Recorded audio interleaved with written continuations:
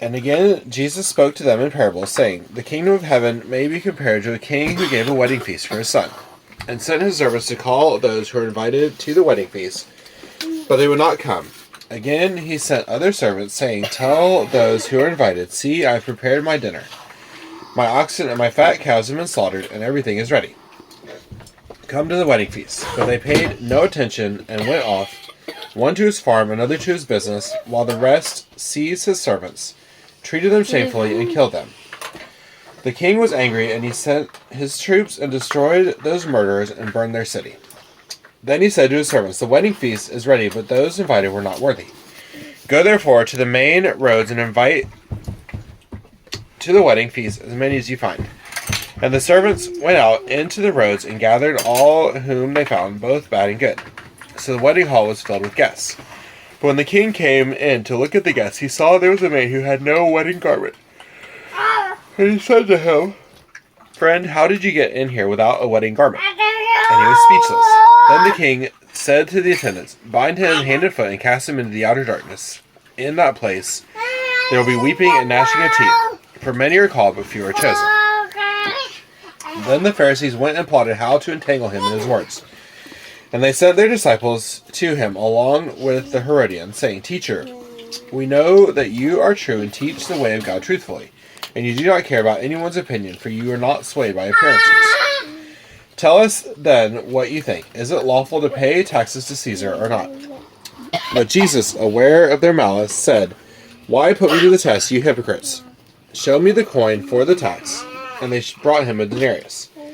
And Jesus said to them, 'Whose likeness and inscription is this?' And they said, 'Caesar's.' Then he said to them, 'Therefore render to Caesar the things that are Caesar's, and to God the things that are God's.' When they heard it, they marveled, and they left him and went away. The same day, Sadducees came to him, who say there is no resurrection.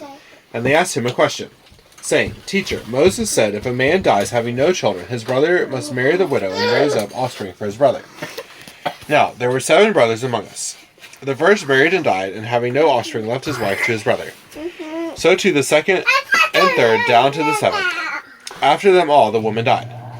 In the resurrection, therefore, of the 7, whose wife will she be? For they all had her. But Jesus answered them, 'You are wrong, because you know neither the Scriptures nor the power of God.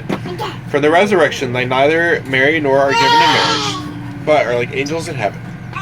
And as for the resurrection of the dead, have you not read what was said to you by God? I am the God of Abraham, the God of Isaac, and the God of Jacob. He is not the God of the dead, but of the living.' And when the crowd heard it, they were astonished at his teaching. But when the Pharisees heard that he had silenced the Sadducees, they gathered together, and one of them, a lawyer, asked him a question to test him. 'Teacher, which is the great commandment in the law?' And he said to him, 'You shall love the Lord your God with all your heart, and with all your soul, and with all your mind. This is the great and first commandment, and the second is like it. You shall love your neighbor as yourself. On these 2 commandments depend all the law and the prophets.' Now while the Pharisees were gathered together, Jesus asked them a question, saying, 'What do you think about the Christ? Whose son is he?' They said to him, 'The son of David.' He said to them, 'How is it then that David in the Spirit calls him Lord, saying, The Lord said to my Lord, sit at my right hand until I put your enemies under your feet? If then David calls him Lord, how is he his son?' And no one was able to answer him a word. Nor from that day did anyone dare to ask him any more questions." This is the word of the Lord. Thanks be to God.